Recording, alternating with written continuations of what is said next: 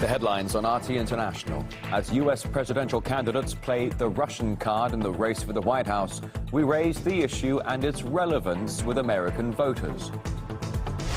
With shocking images emerging of a starving Yemeni child on social media, here on RT we speak to UNICEF about the horrors of that country's war. And a policeman killed by militants in Russia's North Caucasus for standing by his principles, even at gunpoint.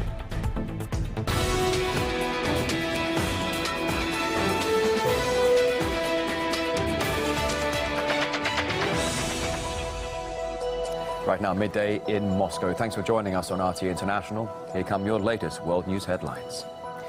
We start the program with the race for the Oval Office in America. Republican presidential candidate Donald Trump is now leading his rival Hillary Clinton in 2 key states. That's according to the latest poll. Trump is up 5 points in Ohio and 3 points in Florida. However, the gap between the two does remain narrow, and similarities between the candidates don't end there.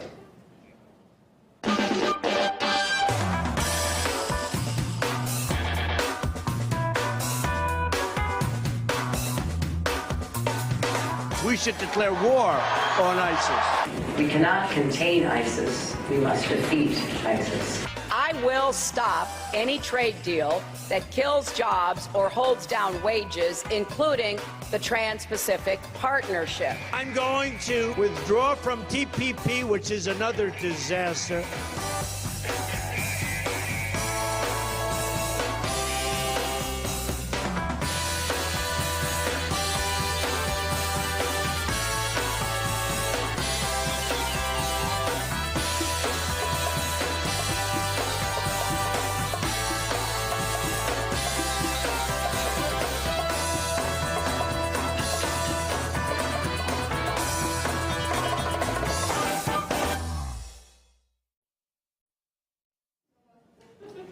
And it seems one of the few things that really divides the two candidates is their stance on Russia.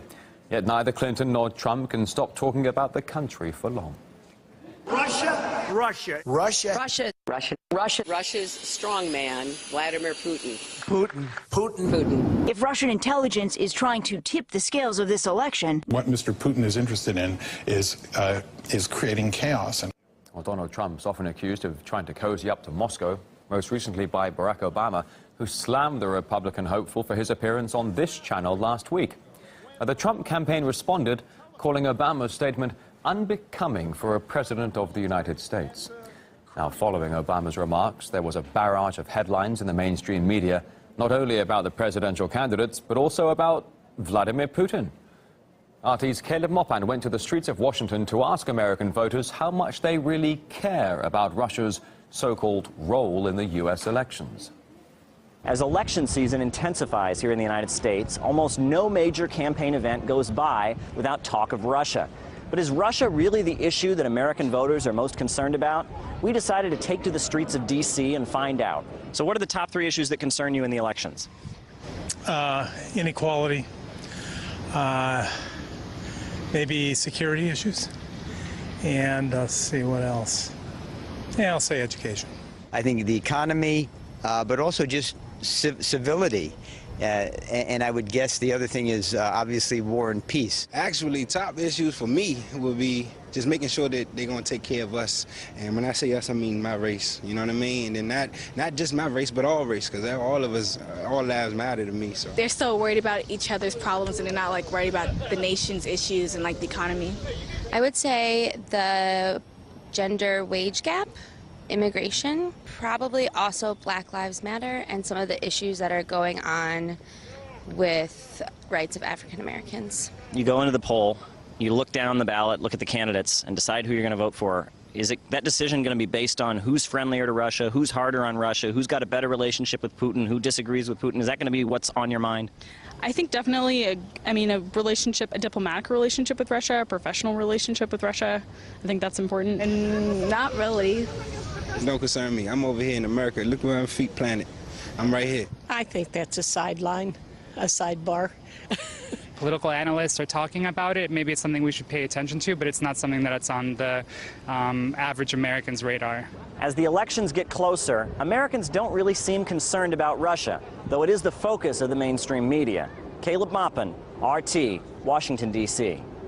Professor of International Law, Daoud Khairallah, says the candidate should focus on the real issues instead of Russia. They are making of Mr. Putin, the Russia in general, and Mr. Putin in particular, as a scarecrow, thinking that this scarecrow would really be effective. It might be effective with a certain minority, an ignorant minority or uninformed, misinformed minority in the U.S., but I don't think that this is a sound policy, especially that when we have to deal with a major power internationally in order to fight what has become a major concern for the entire world, that is fighting terrorism effectively. I find it difficult to grasp, to understand what's the wisdom in this. What would justify going that far? I don't know. And with more on the U.S. presidential race and recent statements from President Obama, Russia's envoy to the UN, Vitaly Churkin, joins the latest edition of Sophie Co. Here's a preview. I wouldn't exaggerate this unfortunate statement by President Obama. I'm sure he is a person who is educated enough to know this kind of comparison is absolutely absurd. You know, sometimes politicians say things which they come to regret later. President Putin is an extremely popular leader in the United States, and there is a lot of argument, of course, about his role in the world and in Russia. So it shouldn't be surprising. And generally speaking, of course, we have a very strange situation in this cycle of U.S. presidential elections, unparalleled, I think, in history, when Russia is a very active talking point. Sometimes the Americans are not able to carry out their promises. For instance, last February, a senior American official came to Moscow and promised us that the United States will be able to put some distance between the so-called moderate opposition, what the United States is supporting, and Jabhat al-Nusra. And he said that it will take 2 to 3 weeks to do that. It never happened. The fact is that they are not admitting their responsibility. In most of the cases, they keep silent. You would not have the United States, even though now it's something which basically everybody agrees with, that in the United States, that the invasion of Iraq in 2003 was a mistake, but you would not hear an American politician say, we know that it's our responsibility, so we have to, this is our national responsibility to make sure that Iraq is taken out of the crisis. Now, you can watch the full interview with Russia's UN envoy, Vitaly Churkin, via our website. Of course, that's rt.com.